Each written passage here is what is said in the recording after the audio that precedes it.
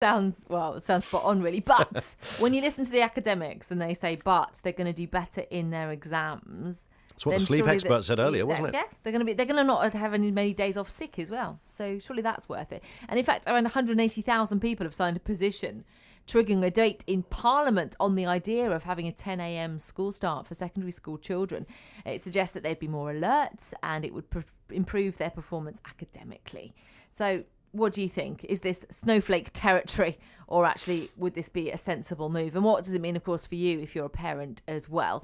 Let's talk to David Vass, college principal at the Sir George Monarch Sixth Form College in London, which for the past 2 years has had a 10 a.m. start time, and Katharine Birbalsingh, head teacher at Michaela Community School in Wembley, who doesn't think schools should start later. Katharine, we'll come to you and you can help me pronounce your surname in just a second. But first of all, David, talk me through the rationale. Morning. What's happened? You've decided to start later. You've been ahead of the curve. Why did you do it? Well, actually, we did it not just to focus on sort of sleep patterns, but actually we wanted to have a more successful start to the day. Actually, at Monarch, so there's a huge amount that happens before 10 o'clock. It's just not lessons. So we have students coming in for workshops, study clubs. They come in and have a healthy breakfast. We say good morning to them. It's a much brighter, calmer start to the day.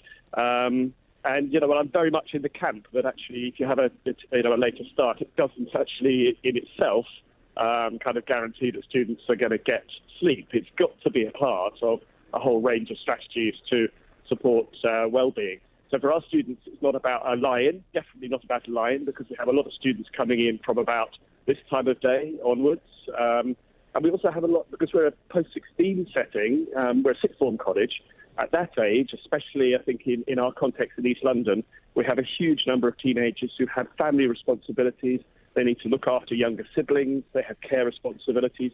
Sometimes even prayer routines are greatly assisted by this later start to the day. So there's a whole sort of range of reasons. And we have seen improvements in achievements, and we're definitely seeing benefits in terms of emotional well-being. It's not for everybody. I mean, I have a 2-year-old son, and he goes to school by 7:30 a.m. and he's there till 4 o'clock, 5 days a week.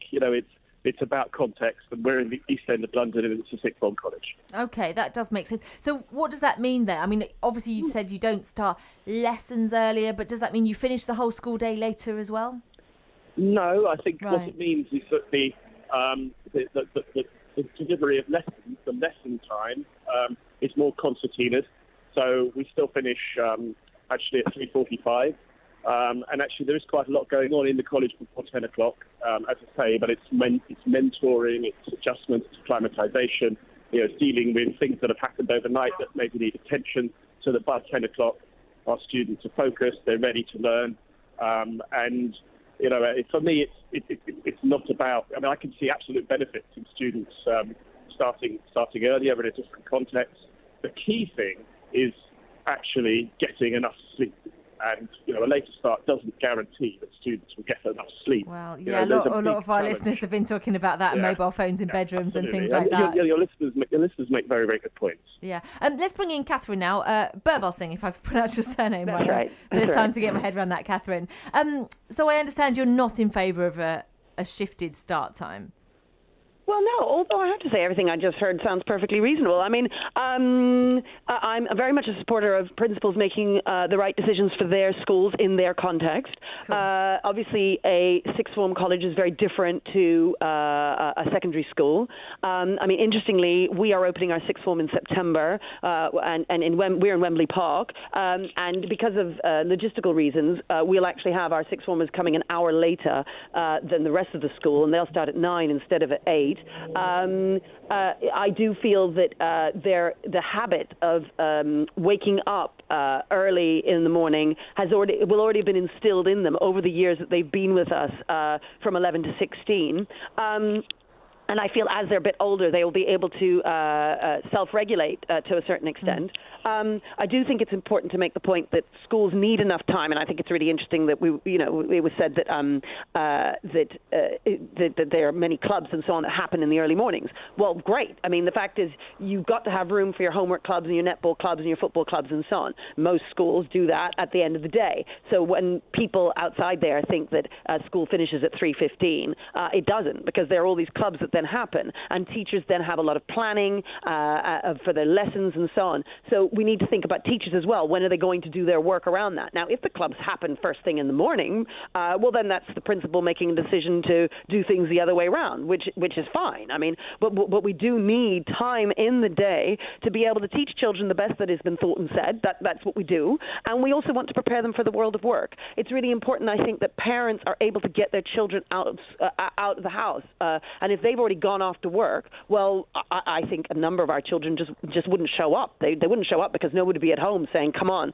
let's go to school. The other point that was made is getting enough sleep. And I do think in this day and age, with smartphones and social media, parents who are less tech savvy than their children don't realize that they can be up till 2 in the morning, and that might be the explanation for why they are so exhausted during the day, as opposed to biological reasons.